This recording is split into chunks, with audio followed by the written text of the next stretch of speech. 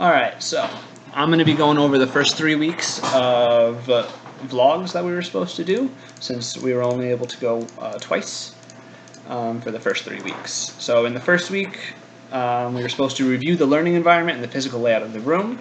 So Erin Daniels has her class set up so that there's 6 or 7 different groupings of 6 chairs. Those chairs are each connected to, or each are for individual desk for each student, but those desks are pushed together in order to make a very common sort of table area space for each student, for all the students together, and they're encouraged to collaborate.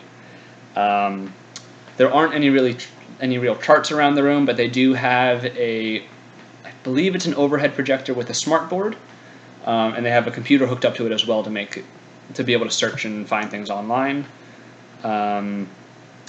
And there is a small classroom library, but they don't use it for their reading time or their library time. They only use it during, I believe, transitions and during the morning activities. When the students have finished all their morning activities, they're allowed to go read a book. The classroom climate is really positive and upbeat, happy. I mean, the teacher, Erin Daniels, is amazing. She's great. She loves her students and has great interactions with them. I mean, she's so positive. And then she has a student teacher from Marist, actually, who's also very, very enthusiastic and positive. And she's actually been really helpful for both Amanda and I, because she said that anything we need, she's happy to help with, since she's already gone through the whole process. Unfortunately, we weren't able to observe a full class either of the times that we went. The first time it was just very late, and so they weren't doing classes anymore. They were, I believe, just doing their closing sessions, and they did a technology lesson.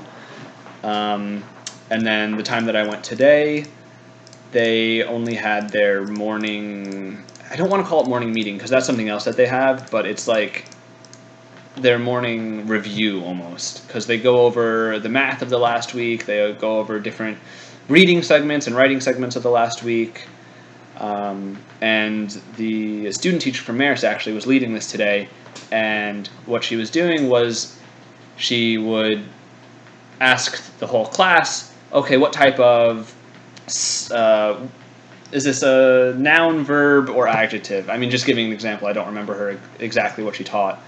And then she would call in the whole class, and somebody would raise their hand, and they would say it, and then she would repeat it back to them, and then she would call in a specific student and have them say it, and then repeat it back to them, and then call in another specific student, have them say it, and then repeat it back to them. So it's a lot of this repetition, and I think it really helped it stick with the kids. I was able to meet the student that I will work with. He's adorable. His name is Aiden.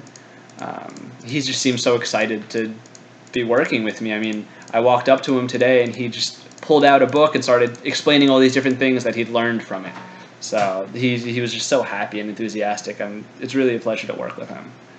I was able to learn a little bit about my student because we did our interview.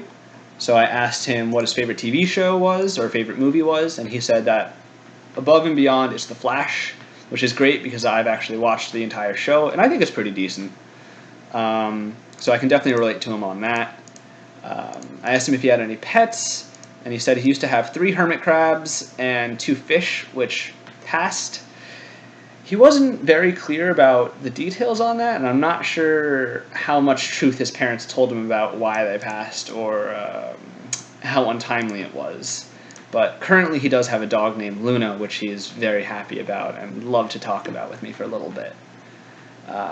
He said he does have, I asked him if he had any brothers or sisters, and he said he has one brother whose name is Noah, but the brother seems to be out of college already or out of high school already and working, and Aiden didn't really want to talk about him for some reason. When I asked him if he spoke any of the languages, he said he didn't, but that he was able to say his name in Egyptian because either his father or mother are Egyptian. So I was really curious how many books he would read a year. I don't remember how many books I'd read a year at that age, but when I hit 10 or something, I started reading probably 50 to 100 a year, and he said that he read about 50 last year. So that seems like a very, very strong number to me. Unfortunately, when I asked him how many minutes he read a day, he only said 5 to 10. And personally, if I had only read 5 to 10 minutes a day, I don't think I would have read that many books. So I'm not sure if he's just sort of misrepresenting it or just exaggerating the number of books that he actually reads.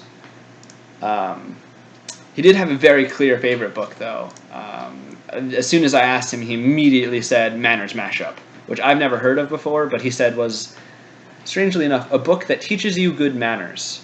And that he loved it. It was very exciting to him. And also another one that he really liked was Norman the Brave, which I've never heard of, but that's a fiction book that he thought was very fun. I asked him what he did when he doesn't understand a word, and he said that he'll try to pronounce it, and if he can't, he'll write it on a piece of sticky note that he keeps for unknown words, and then he'll go and practice that sticky note with all the words on it with his dad. So I'm really excited that his parents are at least involved in his reading and writing education, but unfortunately he said he doesn't read with his parents, so I'm not thrilled about that.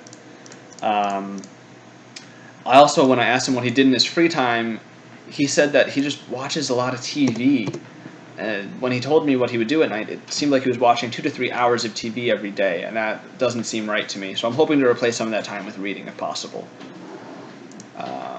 That was the conclusion of our interview, though, and then I wasn't able to talk with a cooperating teacher about him and our interview together and any ways that I can support him yet. That's something I'm intending to do the next time I go, simply because we've had such a lack of time almost in the last 2 weeks because of the 2 different snow days.